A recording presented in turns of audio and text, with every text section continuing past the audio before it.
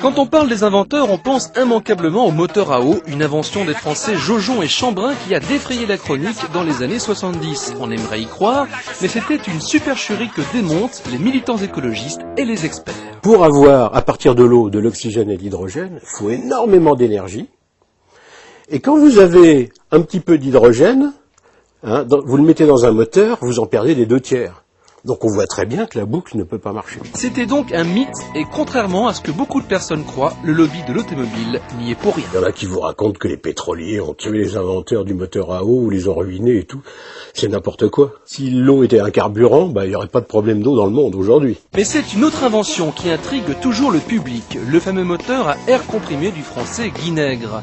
Ce motoriste fait rouler une voiture qui ne consomme et ne rejette que de l'air. Ce n'est plus du carburant mais de l'air comprimé qui pousse les pistons. L'autonomie serait de 150 km. Techniquement, c'est possible, même si les experts parlent d'un mauvais rendement. Guy Nègre annonce pour sa part la sortie dans 18 mois d'un véhicule bi-énergie avec de l'air comprimé et un carburant liquide. En attendant, par obligation, les constructeurs regardent ces innovations, exemple Peugeot qui est partenaire du célèbre concours Lépine, mais ils donnent rarement suite, d'abord pour des questions techniques, parfois aussi pour des raisons culturelles. Il y a un syndrome qu'on appelle le NIH, Not Invented Here.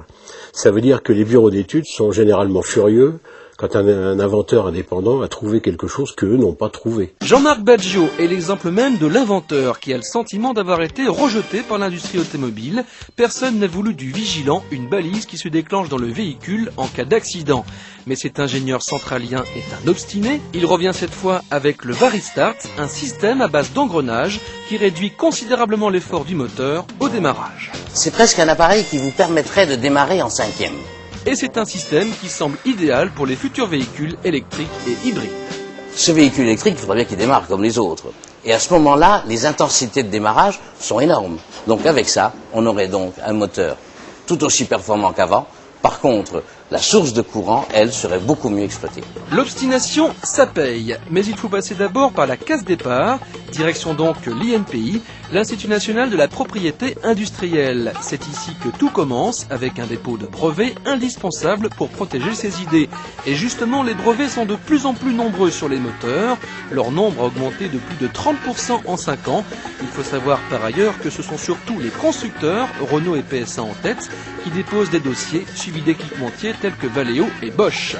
Mais le brevet et la bonne idée ne suffisent pas, il faut ensuite trouver les financements pour son projet et pour cela, il y a Oseo en Var, un organisme chargé d'aider les PME. Certes, Microsoft a démarré dans un garage, mais c'était un garage qui était habité par des gens qui avaient un très très fort réseau de partenaires. Il y a des chargés d'affaires qui peuvent aider à valider le fait que le projet ait des chances d'aboutir. En fait, l'inventeur doit se transformer en manager. C'est le cas par exemple de Michel Marchissot, un ancien lauréat du concours Lépine, qui suit une formation à HEC pour diriger sa start-up. Cet ingénieur veut développer un moteur à taux de compression variable, une technologie d'avenir qui permet de réduire de 20% la consommation de carburant sur les moteurs à essence. Mais il sait que c'est un travail de longue haleine. En conclusion, la recherche reste ouverte à tous, mais il n'y a que peu d'élus en raison du cahier des charges toujours plus exigeant des constructeurs automobiles.